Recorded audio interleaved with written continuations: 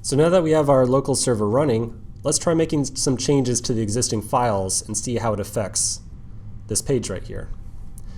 Back in my terminal, I'm inside the Redux Simple Starter folder, and I'm going to go ahead and open up my code editor. Make sure that your server is still running. You can start the server by running npm start from the command line inside of the project directory. Okay, so here I have my code editor open, and it opens right on into the file index.html. You'll notice that we've got just very simple DOM here. We've got a head tag, body tag, which has a single div, and then a script tag for bundle.js. This bundle.js file is the compiled JavaScript for our entire application. So this existing repository right here has a bunch of existing JS files inside of it that you can see. Webpack and Babel take all these files, put them all together into a single file, and makes them available as bundle.js.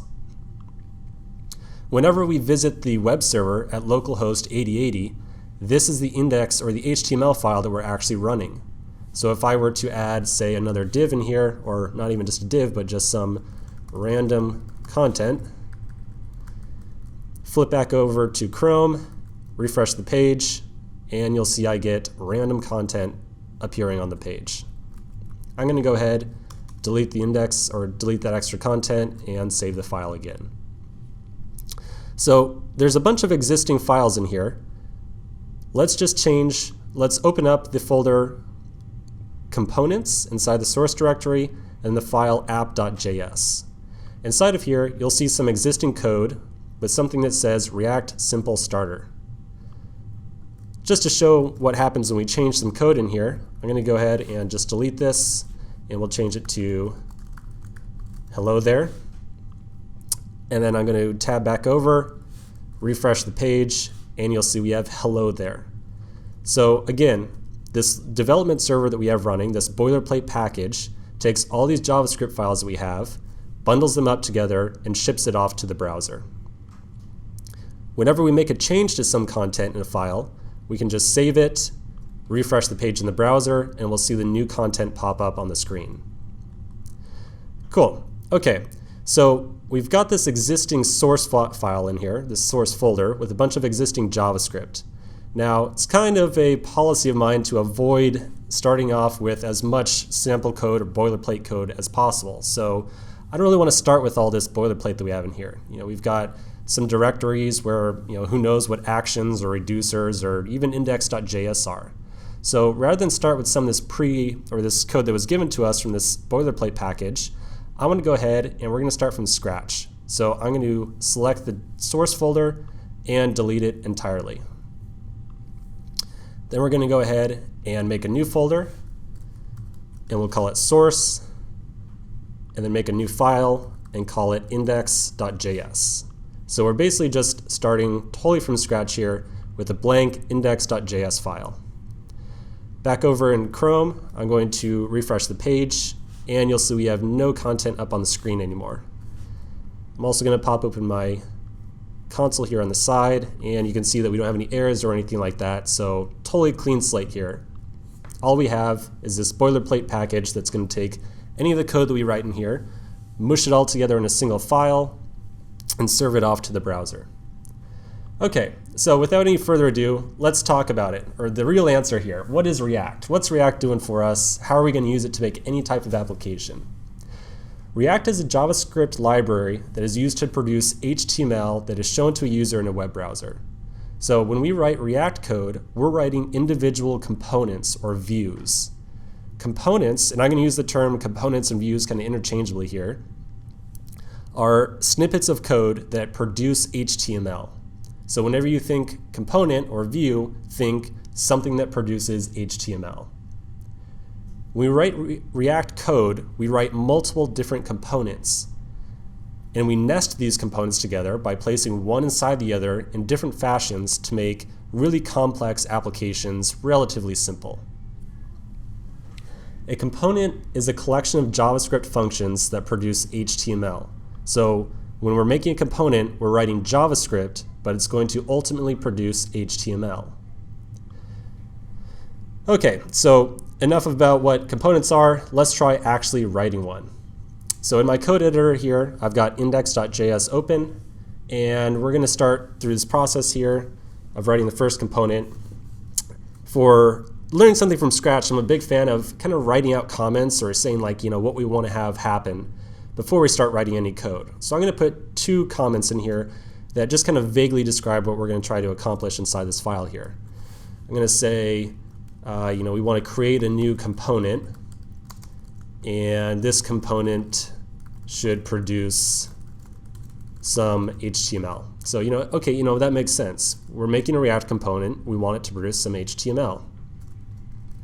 After we create that component, we need to actually make sure that it gets put into the DOM somehow. We're going to write many different components, but none of them actually automatically get inserted into our HTML document. We have to specifically say, React, please take this component that I just made, and shove it into the DOM. I want a user to be able to see the thing. So we'll say, take this component's HTML, we'll say generated HTML, and put it on the page, which means really in the DOM, right? So it's kind of a 2-step process that we have here for this first component. We're first going to make the component, and then we're going to show it on the page somehow.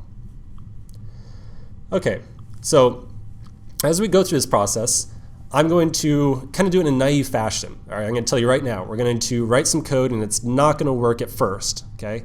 And I know that is kind of frustrating sometimes when you watch a lecture and the person says, okay, oh, we're doing it the wrong way.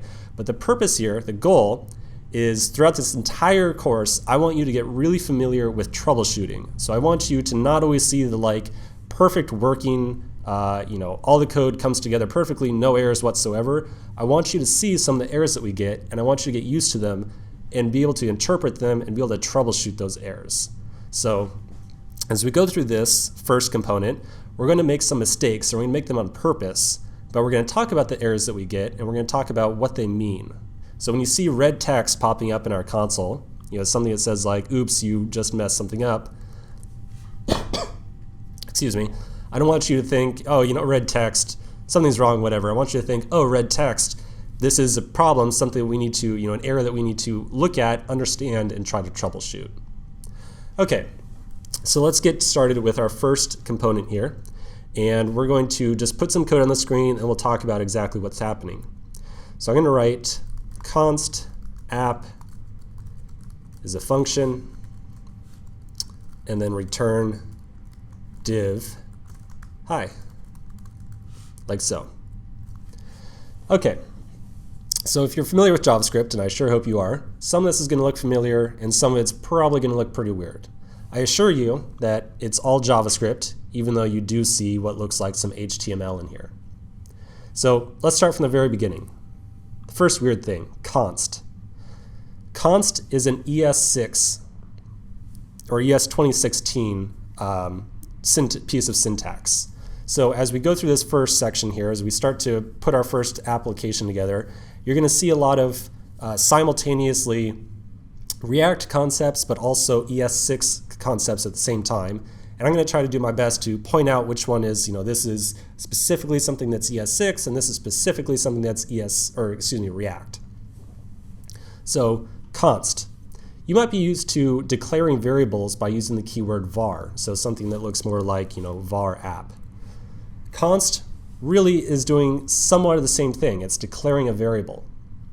The only difference here is that whenever we declare a variable with const, we're saying this is the final value of this variable. It's not going to change. We shouldn't even really call it a variable. We should really call it a constant. It's a constant. It's never going to change. In other words, we're never going to reassign app down the line. So you're never going to see something that says like app equals 5. This would throw an error right here. Okay, next, a function. Hopefully you're familiar with functions, nothing too crazy here. We're just declaring a constant called app and assigning it a function. What's going on inside the function, however, is probably, well, something a little bit new, right? we have some what looks like HTML inside of our function here. But as we know, we can't write HTML inside of our JavaScript, so what's going on? Well, this HTML looking stuff right here is what we refer to as JSX. JSX is a subset or dialect of JavaScript that allows us to write what looks like HTML inside of our JavaScript, but is really behind the scenes just JavaScript. So this is coming back to the concept that we spoke about earlier, where Webpack and Babel is going to do some level of transpiling of our code before it gets ran in the browser. So when this code shows up in our browser, it doesn't actually look like div, hi, div. It looks totally different, and we'll talk a little bit about what it really looks like in a little bit here. Excuse me. Okay. So with this on the screen right now, this looks pretty good. We've got a component here. It returns some JSX, and we'll talk about exactly what JSX is doing here. But it looks like, hey, this might be legitimate. This might be something we can do. So let's go ahead and save this. I'm going to flip over to the browser. We're going to refresh, and nothing. Excuse me. Well, of course there's nothing. We haven't done step 2 here yet. We haven't taken the component yet and put it into the page. So let's continue in the next section and do this second step.